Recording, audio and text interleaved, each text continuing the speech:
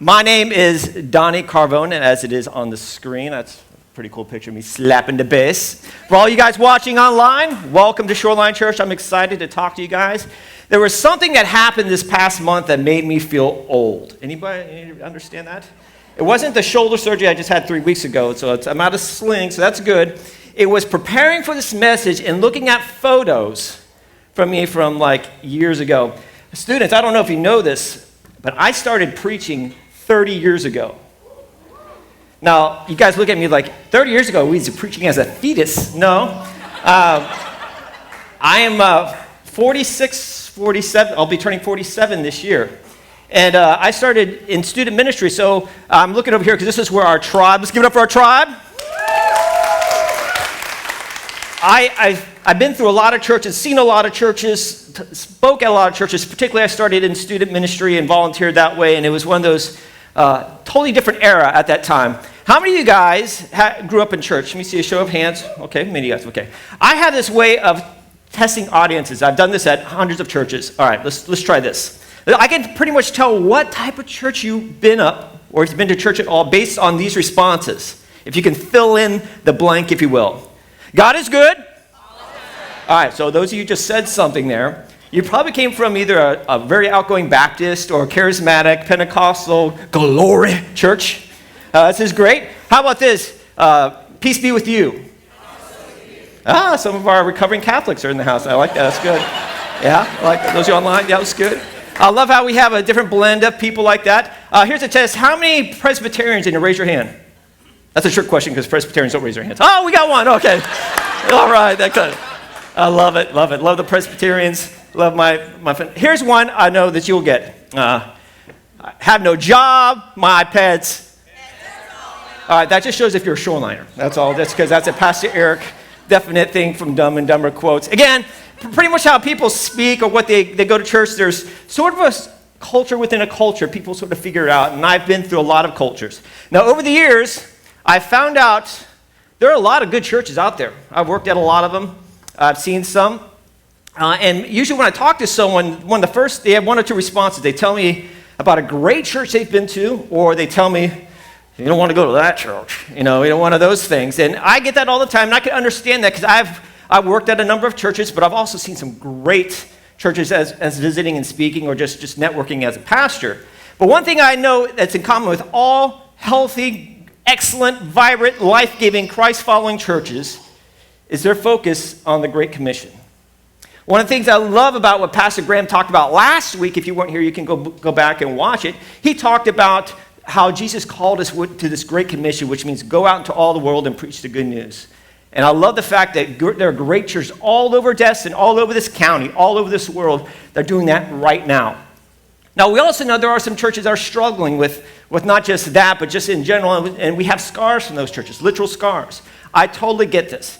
And so after being through so many churches and understanding, I want to give a shout out to a couple of pastors you guys have never heard of, and if they may be watching online, that sort of started me on my path. Because in this series, we're talking about the legend, I am legend, how God is the legend, and how it is sort of the key to how to do church. I wanted to show you, there's three families. There was a guy named Jerry Wade. He was a senior pastor that gave me a chance 30 years ago to preach on a Sunday night. Remember Sunday nights?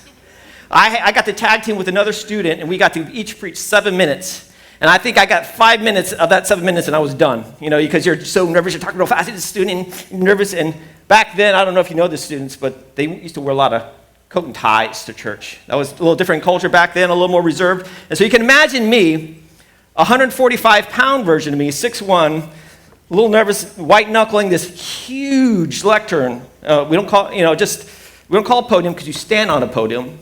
You don't preach about it. Anyway, behind this lectern and just reading through as nervously as I could be. And I remember that pastor, Jerry Wade, he came up afterwards and he says, guys, I think he's going to make it.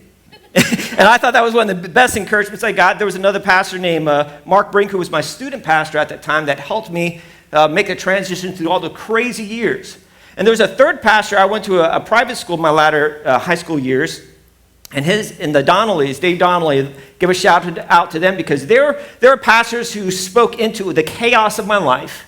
And they showed me that there are good pastors in this world. Now, most of those guys are either retired or on the mission field to Pakistan. They're all doing other things. But I just want to say thank you for being the legend in my life that sort of helped me go this way, because many of us don't have some of those good stories of pastors in our lives. We have a gap, and we've been hurt or wounded from them. And so when we came to Shoreline, I'd say about 2007, we had some questions, because I worked with some great pastors and I worked with some people that had their challenges. Quite honestly, we've all been that with good employers and good and bad ones. And I was at the point where we had been in ministry for a number of years, and I said, you know what? I think I'm done with the pastoral title. I'll do the mentoring, public speaking, working with students, coaching, and all that. But if Pastor Eric ever called, who knows? Yeah, well, I'd work with him. And little I know, a couple months later, he gives me a call in late 2006 and says, hey, just wanted to see what's going on. And then from there on, we were able to come here and check out Shoreline Church, and that was about 15 years ago or so. And so that story will continue on, but there was a question I think it's relevant that we had to answer, my wife and I had to answer when we first started checking out Shoreline. So if you're checking out Shoreline or checking that out online, this might be important to you. What is the Shoreline way to champion the Great Commission? Now that is sort of a churchy phrase, but if you think about it, is Shoreline Church a good church? Because that's what I usually distinguish good churches as those who champion the Great Commission. And so I like to use that to set up that answer with a couple questions. Now, students, this is where I usually do the switch, put a little tension in here so you guys will follow. I know these guys will get lost, but you guys will be right there. I do a story. You guys will get this. Okay? How many of you guys gone fishing before? Let me see a show of hands. All right? See, that question is another way of fishing. It's a sort of ironic parody that I'm fishing for fishing. But I'm going to talk about fishing. Now, I grew up in South Florida. We didn't have like the pretty waters you have here. We had canals. And in the canals, we'd find brim, Oscar, some bass. So usually you would find snapping turtles and and my biggest fish I usually catch was the stickfish. Very elusive. It's in all places. You hit and it pulls up a root, something like that. I was the best at not only casting underneath trees, but hitting that branch just right that you lose both your hook and the bobber at the same time. That's a rare skill. So my fishing wasn't all that great for me when I was growing up. In fact, I lost interest in it when my friend got a hook right through the first knuckle. I know y'all are just, that's what I did. I was like, I think I'll stick to sports, just because it just made me cringe. Now, moving here to Destin, this is a fishing mecca. This is a great fishing place. And in fact, working with Pastor Eric and the staff, you learn to appreciate fishing. You know what? I normally won't go fishing with anyone, but anyone from Shoreline that's a fisher person, I'll probably go because they know what to do about fishing.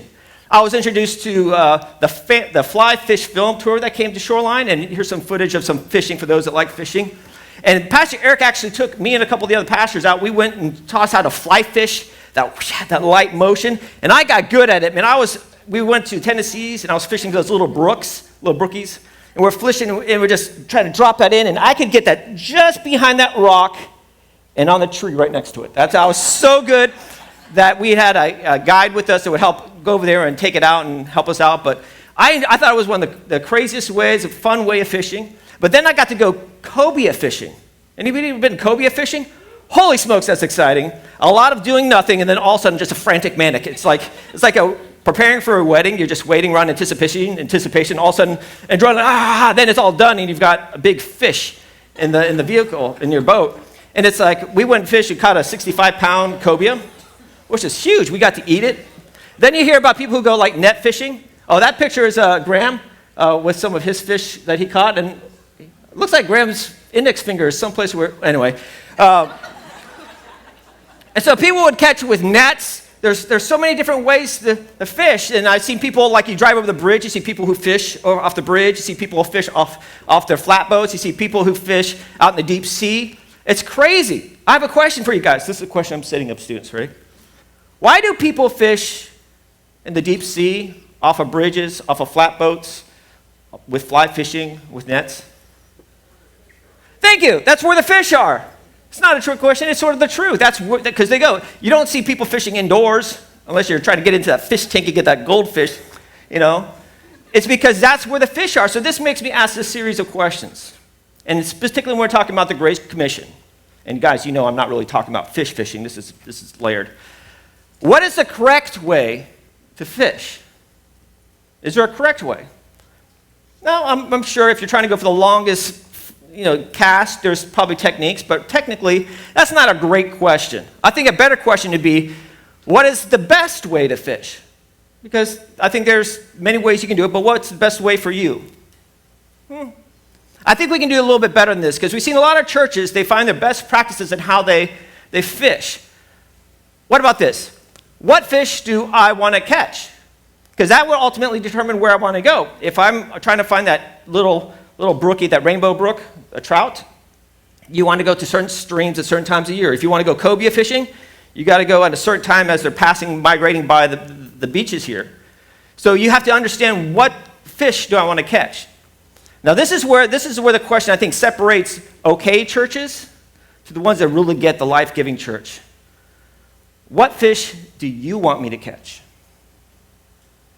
Because there's a lot of great techniques out there. There's a lot of things that churches are doing right, but once we get to the place where we personalize and get intimate instructions from God, what we need to do in that specific area, that's where you get the most life-giving, most application, the most catch for your fish. Now, for every Christian, this is important because that shows us how we connect with the Great Commission. This is how we fulfill what God has put in our hearts. But also, I would say, for those who do not call themselves Christ followers, those of you guys who are checking us out online and trying to figure out, is this the right type of church? This is a great question to understand why we're so passionate and why we do what we do, the way we fish, to explain how Shoreline is the way that Shoreline is. And just like Pastor Caroline said, which I got to say, Pastor Caroline, I've worked with a lot of youth pastors. You're probably one of the most impressive youth pastors I've worked with. So a little shout out to Pastor Caroline. But the way you do this, how does Shoreline, why do you do the way you do? Why do you fish the way you do? And I think we can all understand that story if we go all the way back past the year 2005 to where I first met Pastor Eric. Now, back in the day when I got married in 1997, 3 months later I met Pastor Eric while we were interning in Merritt Island. And then it was a year later, so 10 years from that point on, Pastor Eric and I did summer camps together with our various youth groups that I worked with. And in that time, I learned a lot of things about church. I learned a lot of things. He and Pastor Darlene taught me a lot. In fact, Pastor Eric was the guy who taught me how to have fun in church. He also taught me the longevity, the value of sticking things out and just really understanding. But the most important thing, he just taught me what it's like to be someone who is passionately committed to rescuing those, whatever means necessary. And he used every means possible. Pastor Darlene taught me to sort of redefine what hospitality was. I would go to summer camps, and I would come away more refreshed going to summer camps than I would any time of the year. And that's serving 18 hours a day, 20 hours a day, just because of the hospitality and the life that they had at those camps. So that brought me back year after year working with them. But I also learned, I think, from Pastor Eric is how he was able to work with other churches who did things differently, but all had the same passion about reaching people. We'd have Nazarene churches, we'd have Methodist churches, Charismatic churches, Baptist churches. We had everything at these summer camps. We'd have a blended group of churches that, as a youth pastor, that was rare because I grew up in a denomination that was a little more inclusive, or actually exclusive. And when I saw that opened my eyes up to, I need to connect with all these churches and network with churches together. And that's one thing I'm glad with Pastor Caroline. She does that well, too. Now, in that time, going through all those years, I have a picture up here of he and I when we were, my last years as youth pastor. You got that picture? Back in 2003. This is back when we were voguing for models, yeah. That was probably the height of my volleyball career when I weighed about 155 pounds there. Pastor Eric, obviously, he's got the cool hair, and I had hair back then. We were at Coronado Springs in Orlando doing camp. And I learned, again, I just love doing church with them. Pastor Matt actually you were at many of those camps that Pastor Matt and Sandy were. So there's a legacy, there's these legends in my life that I want to give honor to. But in that, I found out this is not only a pastor I could work with, but I love his mission and how passionate he was. And when he said he was going to start a church, I said, you know what? Let me go check this thing out because that's different. Because I just didn't want to do church. Anybody tired of just doing church? And I was starting to be at that point when I was in my 30s saying, you know what, I'm going to pour myself into something I love to do that I know that's going to be the way that God wired me to be. So there was this picture. I'm going to show you a picture of some of the origin story of Shoreline Church. The top right is, it started out, Pastor Eric and Darlene, they came back to Destin to bury Eric's mother. She had passed away. And now Eric has been a youth pastor now at a very vibrant church. He's a legendary youth pastor. Been there 17 years, hundreds of people in his student ministry. We've done thousands of students at our summer camps. He had it easy, not easy, he had it good. He could have just stayed there and retired and done all that he wanted. That could be a checklist to many youth pastors. But when Eric came here, he saw something in this community. Again, this community, the churches in this community love to work together, and that was sort of cool. But coming back to his hometown, he saw something that started a fire in his heart. As he was going through on a Sunday morning just to visit a church, that time he was up here, he noticed all these people who weren't going to church at the same time. He started connecting with some of his old friends, and they weren't going to church. And he made him think, like, what these people need is a church for people who don't like church. Because there's a lot of great churches, but they were just driving by them every Sunday. And so he was starting to think, how can I fish to reach people who don't like fish? And so he changed it. He and Pastor Shoreline, they put their minds together. They came up with Shoreline Church. They started out with the Embassy Suites portable church. I was there, 2005. I actually caught half the service, because half the service I was able to watch. And somehow, Matt, you ringed me into student ministry, and I was like Captain Feathersword Pirate or something like that. And I was like, I got voluntold into being in part of the student ministry. You're shaking your head, you know how that works. And so I was excited playing with the kids, and I came back out, and it was a cool service. And as our church started to grow, we realized at that time what spring break happens around here. It's a crazy thing. What also happens when you're at a hotel is all the parking gets eaten up quickly. And so on Sundays, people would be coming to church, but there would be no parking, so they just turn and just keep going. And so they quickly realized they needed to change locations, so they started to go to the Rave, which then turned to AMC. And then, so we had a portable church for 12 years at the AMC. We went from 1 service to 2 services to 3 services. Then we started having microsites at AJ's, not AJ's, at McGuire's, at Fuddpuckers. We started doing student ministries. Imagine this, guys. We had our youth downstairs at Fuddpuckers, because we didn't have a permanent building, so we had to meet there. We also had to have our youth service over at the fishing museum. We've had it at different places because we were like nomadic gypsies. Wherever we could find a place to have student ministries, that's where we would have it. People's houses, you name it. And so being in that portable phase taught us a lot of things. We grew this huge volunteer culture. I mean, I remember when the manager of the AMC came late one day, and because they're supposed to let us in, and we had 19 minutes before our service started, and we had just now opened our closets.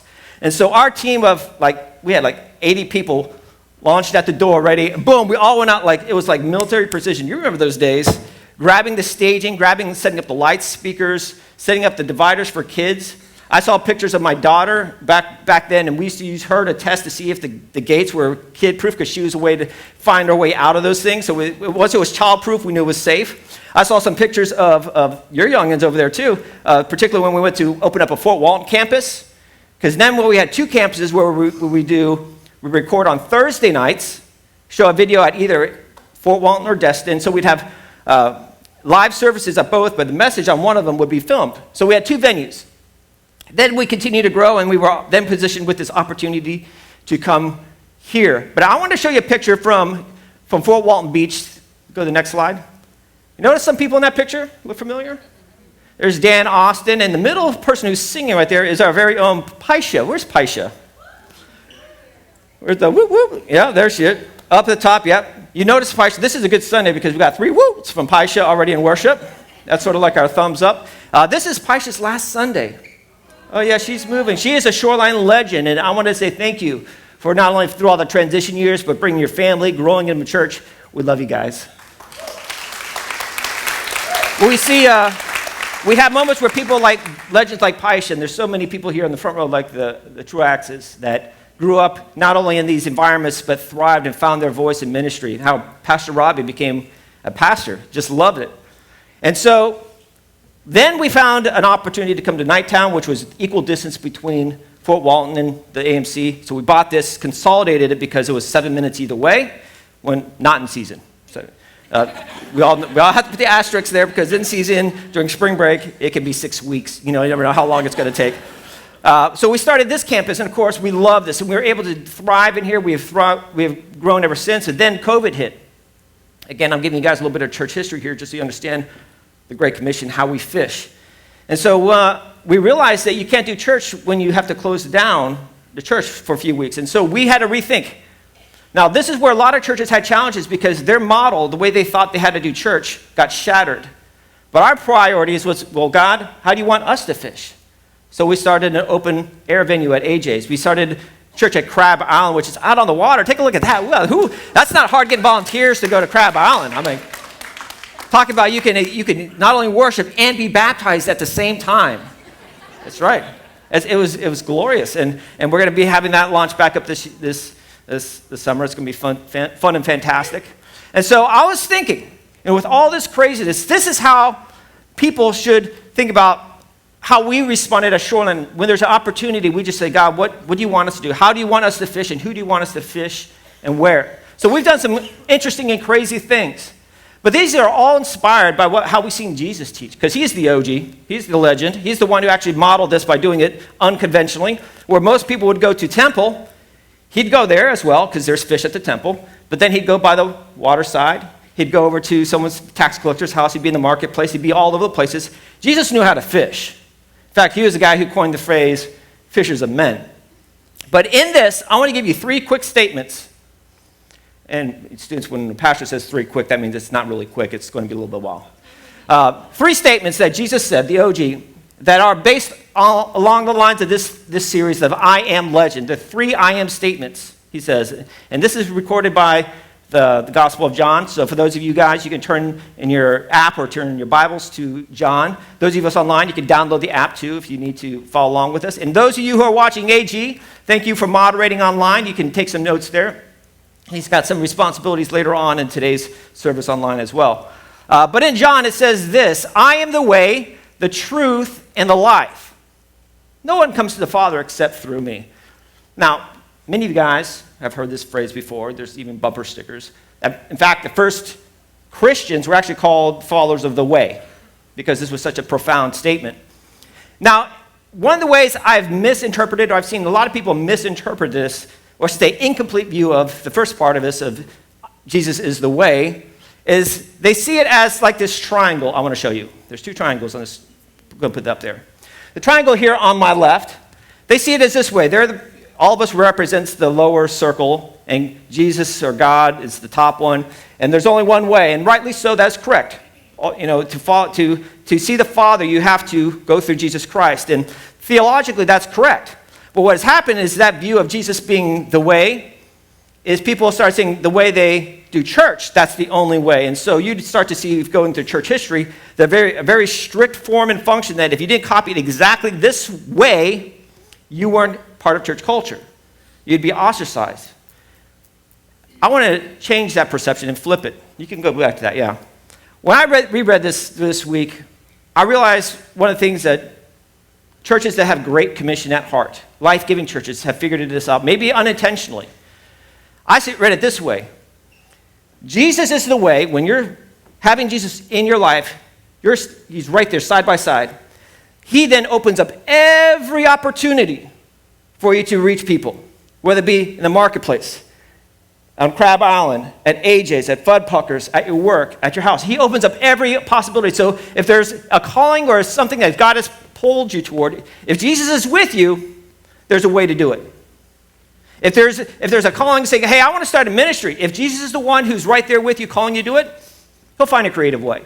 You don't have to worry about it. It doesn't have to look like a typical church. And so when the pandemic hit, when we adjusted, we actually grew our church during the pandemic because we just kept fishing where the fish were. Some churches that tried to keep that same model that's worked for 416 years, when they lost the ability to have the casserole after service, whatever thing, the social functions and all those things, they had challenges because they didn't shift, they didn't go fishing where the fish were. And so this is one of the things I just wanted to show you how Shoreline is, and life-giving churches, not just Shoreline, but Shoreline among many life-giving churches, when we understand it, the way. Part of that is in John 13, John also writes this. This is how people will know you are my disciples if you love one another. Again, how do I love one another? How can I love this person? Well, is Jesus with you? He'll show you the way to how to love that person. What about this person? He's totally different. He is nothing like me. Doesn't matter. If Jesus is with you, he'll show you how to do it. I also we've seen this happen even how we do staff meetings. It's not just what we do on Sundays here. We just put Jesus into all our creative plans. In fact, we did a little thing where when we were planning the Christmas carols, how many of you are here for a Christmas carol this past, okay? Well, we were planning about this way back when it was warm last year, and we got out on a boat, and we were surprised because our staff put a whole bunch of Christmas decorations. This is like in June and July, and there was like, we'll show this picture of Brooke. You got this picture of Brooke? She dressed up in this nutcracker outfit, had Christmas music playing, all the decorations. So we're driving the boat down because we'll just go to Crab Island and plan and pray and do this. Meanwhile, everyone's waving at us as we're playing Christmas music in the middle of the summer, and it's just like, it's hilarious. Of course, it's like, it's what Shoreline does. But we were having fun. But all of a sudden, while we're out there in Crab Island, I could see our pastors, they're looking at the weather, and they know a storm's coming. And so it's this footage that's now been infamous on TikTok. A storm blew in, came out of nowhere. We have to take the sound off because they'll throw us off on Facebook. A storm came out of nowhere, and so Eric quickly realized that something was about to happen, so he went under the bridge, the Destin Bridge, and started anchoring early on. Yep, that's Graham, their pastors. Then all of a sudden, it came out of nowhere, but they anticipated. Now, we're already docked and we're already on the shore. The wind started picking up. You can see a couple other people, once they saw us doing it, they started doing the same thing. And of course, now we're getting pelted by debris. It gets crazy, like all of our Christmas decorations. You see the tree there? It just got blown. Our snow leaves were like 50 yards away. And we're just trying to make the best of it. And it was crazy.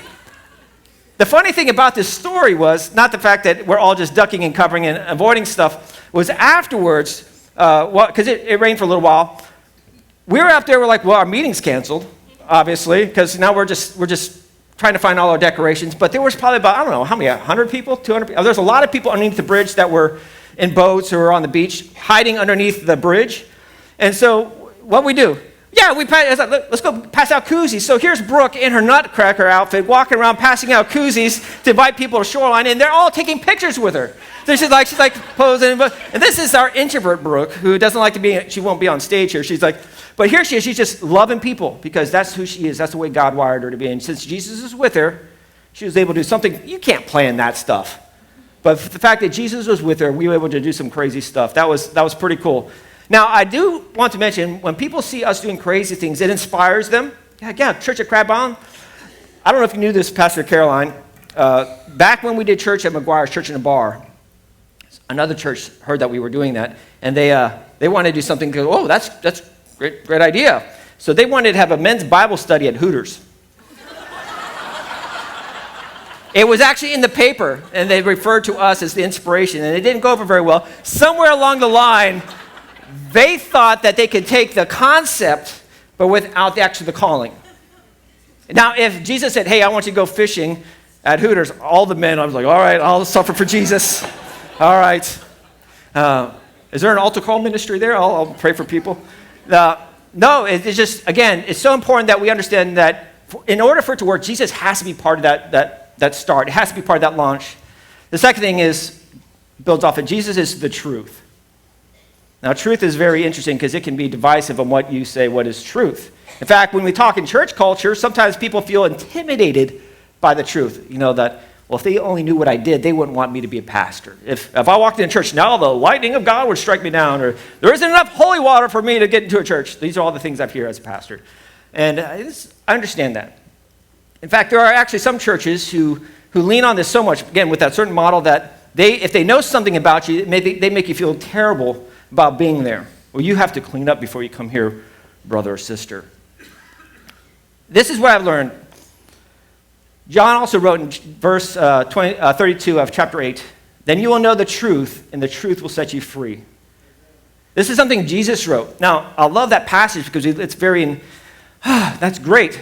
But it's right after, like 30 minutes after Jesus had just got done talking to the Pharisees after they thrown down a woman who was caught in the act of adultery. And what did he do? He says, neither do I condemn you. Now go and sin no more. By that time, all the Pharisees had left because Jesus asked them, if anyone's without guilt, cast the first stone. And so the Pharisees scurried off, and then it was just he and the lady. And so I realized at that time that when Jesus talked about grace and truth, he was talking about something profound, that truth was to set people free, not to make them feel restricted. In fact, if you just rewind to John chapter 4, we saw Jesus with another lady at the well. He went specifically out of his way for this foreigner and talked to her. And they had some theological arguments, and she's like, well, here's the truth. You say we can't worship the way you can. Again, narrow. We do it differently. We worship here, but you guys do that, so we can't. I'm not worthy. Why are you even talking to me? And Jesus said, that's not how. And, there'll be a time where people come to worship in spirit and truth. And he said, you will want my living water. And she's like, what do you mean? And he goes on to tell her the truth. He's like, the person you're with is not even your husband. You've been married 5 times. And here's the beautiful thing. She, after hearing the truth about who she was, she went out and witnessed to her whole city using that truth. She said, come see this guy who told everything about me. Okay, hold on a second. Chances are they already knew everything about her. But she had seen that truth that made her so shameful to walk by herself in the hot time of the day to go get water. All of a sudden, now that is her champion card, because here's the truth of how God sees this truth. That I was once lost, but he came in and found me, and it's going to change everything. You got to see this guy. Come see him. The truth is what set her free. See, the purpose of truth is not to condemn the world, but to set it free. And I've seen way too many churches find things to disqualify you. Oh, you can't do this. You're a sinner. Oh, you're an Alabama fan. Can't go to, you're going to have to. Or this, or your lifestyle, or this. And they disqualify people based on their perception of this truth, when he said, no. In fact, Jesus had to address a religious leader. One of the favorite verses we have is John 3:16. Many of you guys can quote it. But the verse after that, listen to the words of Jesus. This is what he says. For God did not send his son into the world to condemn the world, but to save the world through him. Isn't that good news? That the person who has access to all the truth in your life decided, I'm not going to hold it against you, I'm going to hold it to redeem you. And it changes everything. See, the truth is to bring us freedom, because we were created to live in freedom from the very beginning.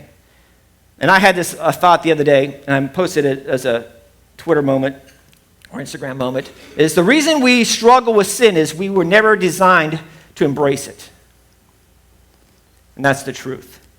The truth is, we were never designed to be entangled in sin. That's why it's a problem. That's why God sent a Savior to redeem us from these issues. So freedom is the key, not the condemnation. And that's the truth. Lastly, Jesus is the life. Now, he says in John 15, he says, I am the vine, you are the branches. If you remain in me and I in you, you will bear much fruit. Apart from me, you can do nothing. Which is a great verse. And when I hear Jesus is the life, again, in church culture, sometimes I only think about life after here. We think of the going to heaven. And many churches, they don't talk about how to live life now. They talk about get out of free hell card. Avoid going to hell. Here's your, come to church. And so there's many denominations that say, if you just come to church and be part of our congregation, then you get to go to heaven. And that's all people care about, because then when they get to see God, well, I went to heaven, I'm a member of so-and-so, and they're missing the point, because that's not part of the Great Commission, is to go into all the world and make people safe from going to hell. It's to give them the good news. And this is even cool, because when sin enters man's life, we're like a branch that was broken. The beautiful thing is God has a way of grafting things together. And if you guys have seen a grafting video, here's a time lapse where you can see where something was broken and it's regrafted on, and over time it's learned to find life. And I've seen this happen with people in community, in a healthy community in church. And this is what I like to say, is getting connected is the first step to growing a flourishing life. Getting connected to the vine, which is God. And here's the beautiful thing. If you come from a Methodist background, a Baptist background, or there's different fruit that can be attached to the vine. I don't know if you've seen like a pear apple tree. How you've seen that? You Google that. It's pretty cool how they graft other and they find life. In fact, those of you guys who are just checking out church and trying to figure out who this God thing is, you just have to attend and get connected. And just being in proximity and getting connected to life-giving atmosphere, you're going to bear fruit anyway. It's the proximity of Jesus is powerful. So as we wrap this up, I want you guys to think about this. If Jesus is the way, the truth, and life, obviously the key thing here is figure out who this legend is, the I am, the one who's, from the beginning, who starts it all. Now, for some of you guys, you're like, I just don't know this. Well, the beautiful thing is the vine's there, and it's always ready for you to be grafted in, to be reattached, to be made whole, to find life in giving. And that can start any moment. That can start today. It can start 6 years from now, whenever you feel that you want to make that commitment. But apart from the vine, you're going to have challenges. That's why you see so many churches, they celebrate that relationship we have with Jesus. That's why our first song, when we talk about Here's to the One, we're celebrating the fact that Jesus is the way, the truth, and life. We celebrate the fact that we were once lost, but now we're grafted, we're finding life, and we're hoping other people find that. But some of you guys, you're just starting to get to know what church looks like. And you're trying to figure out, is this the right church? That's a great question. That's why we have opportunities for you to get connected. Get connected, see if it bears fruit, and if it's the fruit that you want, that you feel called to, stay connected. And if not, we can help you find another life-giving church, because again, there's other ways to fish. You might be a Cobia person, and we're in one of those sort of net-style churches, or we might be even a fly-fishing church. We'll get you connected where God has called you to. We will help you, because ultimately we want you to get connected where Jesus is, because when you're connected with Jesus, life happens. Now, we've done this specifically for this Sunday. We have a couple opportunities for you guys. For those of you online, you can talk with Pastor A.G. over there. There's a way you can fill out. But for those of you guys here in the building, you can do it on your app, or you can do it. There's a tent that's going to be outside where you get to sign up to be a part of our Legends team.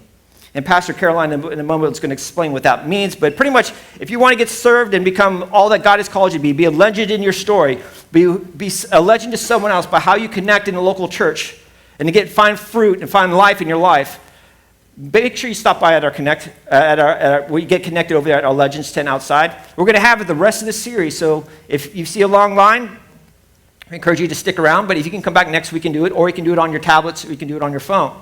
There will also be a QR code on the screen in just a little moment. Second thing is, some of you guys were like, I understand that, but I'm going through trouble right now. And we can go ahead and have our band start playing. One thing I didn't tell you about that interesting story about being on that boat and being blown underneath the bridge was all the people that came with us and that were attached to the shore with anchored, we were fine. I mean, we had debris, but we just ended up making a party out of it and just helping people and laughing and whatnot, taking pictures and sharing the experience. But I noticed a couple boats that came in late, and they didn't either know how to dock up, or they were just rentals. And there was a rental pontoon that was sort of offshore, didn't anchor, and they got blown up into the structures of the bridge. I don't know if you remember seeing that. And it just made a powerful statement to me, those who are not attached, how frustrating and how devastating it can be, or how feeling detached. And if there was no other boats around them, they would have been in a rough place. Well, the beautiful thing about this story is after the storm blew through, other boat captains stuff, they jumped out of the water and they were helping to rock the boat and get it literally out from beneath the pylons and get it set free. And I was just thinking, that's a great example of what the church should be doing, is no matter where you're at, looking for ways to help people to set free. Either help them get anchored in truth, but also help them get set free from their bondages and things that entangle them. Because we were never designed to have sin in your life. And so if that's you today, I want to pray with everyone. But if you're looking for that breakthrough moment, I want to pray specifically for you guys that you can get detached from that craziness and that you can reunite with the vine maybe even today. Father, I just thank you for the fact that you're the legend in our story, that you make our paths straight. No matter where we've been or what we've gone through, Lord, you have not disqualified us, but you qualified us through your love and through the truth that you didn't come here to condemn the world, but through you we can be saved. And so right now, even those watching online, we lean into that statement that you've come to redeem us. So Lord, help us see you the way that we need to, and help us see ourselves the way you see us as one of your children. Forgive us of those things in our lives, and Lord, we will depend on you from this day forward and acknowledge you as part of our life as we attach ourselves.